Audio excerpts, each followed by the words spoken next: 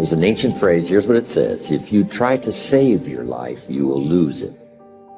But if you will lose your life, meaning if you will invest your life, that's the best way to save it and to multiply it many times over. Everybody has a turn back moment. Everybody has a crossroad. You can either decide to continue or to quit, to go forward or to go back. I will my way to the top. Some of you got that same fight in you, but you fight people. You still cussing folk out. You still laying hands on people. That's the easy fight. Now fight your bad habits. Fight your addictions now. Fight your laziness. Fight your procrastination. Take that energy now and fight to get a degree. Fight to start a company. Fight. High performers are obsessed about the topic in which they're trying to learn, master, grow into. And if no one thinks you're crazy, you're not yet operating to the outer limits of your potential. You're not there yet. Because somebody in your life should say, you really care about this in a crazy way. And when you get there, you know you found your thing. So looking for a way in which we can begin to give our lives some special power. Number one, commit yourself to giving your best at all times. It's a new game now. So now more than ever, it's about creating a positive atmosphere in the workplace and people that have that competitive edge, people that are hungry to make it. So you got to be hungry now. You can't just casually walk around, well, I'll get to it later on. Oh, no, this is a new day right now. Committing yourself to give your best at all times, regardless of the competition to do otherwise, or the influences of negative people that will tell you, hey, look here, don't push yourself too much. Now's the time to push yourself, to always get in the habit of giving the best that you have to share. People need to know you for one major thing first. He works. He produces. The guy's there every day. The guy's pushing and shoving. Because the truth is, no matter how good your ideas are, how good your art is, or how good your skill set is, if you're not working, man, if you're not vibrating at a frequency that people say, my God, how does that guy do all that? 10x levels, massive action, tremendous work ethic that's just a muscle now, and it's just a discipline in your life, and it's a normal way, you're not going to get in that top 10%. You bring on some powers in the universe that works through you to bring about changes that you would never ever know unless you have dedicated yourself. I believe, my new tagline is, I believe you can make a difference in your life if you have a consistent, everyday, persistent, without quit, enjoyment of the pursuit of your potential. And when I came up with it, obviously it resonated with your life. And there was a saying when I originally watched the movie, and I didn't know you at the time, and it was before that I went through my own bankruptcy, my own bottom that I hit. It was, life gives me, you could look at it as a setback, or is it a setup? And when I watched the movie, and then when I read your book, and I got to, you're a setup guy. Everything is that, this is just setting me up for something bigger and greater. I live in a world that's way too big for this. Oh, man. Can you tell me where that came from? Well, you know what? First of all, let me say this about that. It's interesting you should mention that. I, like yourself, have some core things that I believe in, and that idea that you just shared with me. People talk to me a lot of times about hope, and hope's a beautiful thing, but I have to always ask people, well, what's the nutritional value of hope, right? You're gonna tell your children we got hope for dinner, right? Again,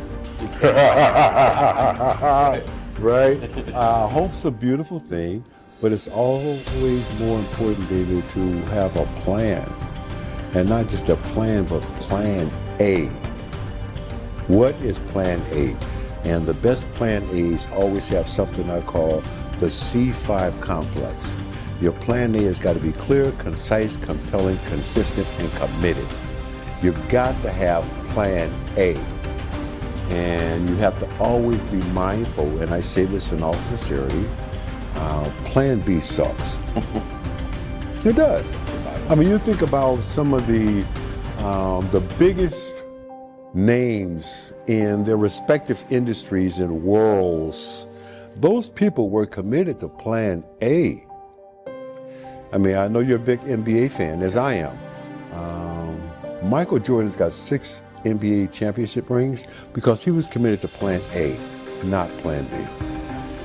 Oprah Winfrey became the queen of all media because she was committed to plan A, not plan B.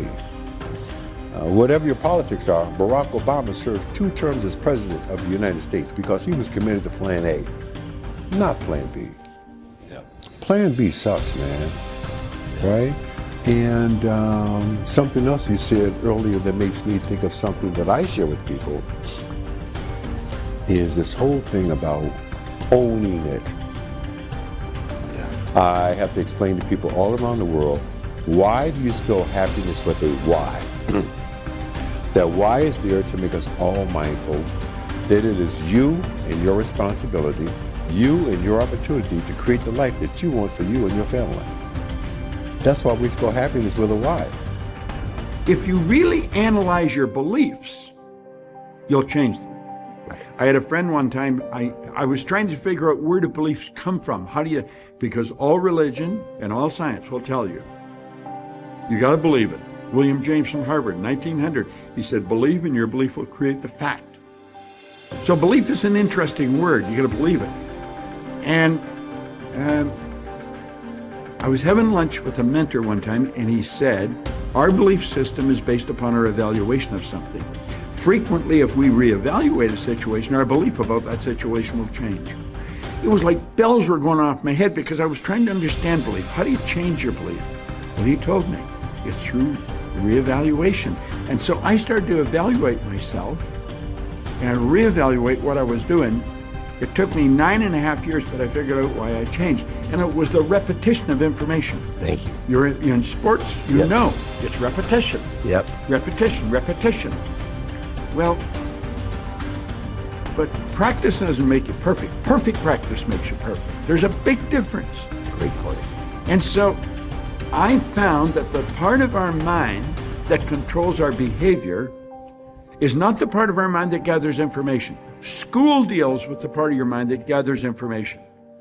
And so we gather all kinds of information, and if we can remember it, they give us a test, we pass the test, we get the degree, and we're educated. That's not education at all. That is gathering information. Education, as Hill pointed out, comes from the Latin educo, meaning to reduce, to develop, or to draw from within. We have genius in us. We have absolute perfection in us. And what we have to do is learn how to tap into that, to let it out. But we have a part of our mind that controls our behavior, and that's where a paradigm is. And the paradigm literally controls our behavior. I don't care what you're doing.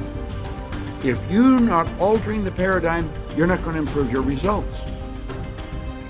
Many people may or may not know, you can actually name your alarm. So my alarm, I don't put it by my bed. Why would you condition yourself to put something as important as what's going to help you get up in a place where it's easy for you to make an excuse, right? So my phone is across in another room for 2 reasons. Number 1, I have to physically get out of bed. And number 2, Amy's going to kill me if that goes off for too long. So I am sprinting to turn that thing off. And the first thing I see on the screen is my mother's name, Jan Fishman Newman. My mother passed away 11 days before my 8th birthday. So my fire, if the first thing I see is Jan Fishman Newman, you think I'm hitting that snooze button? When I'm 42 years old, my mother passed away at 38. I've been given 4 extra years, 1 day at a time. You think I'm gonna hit that snooze button?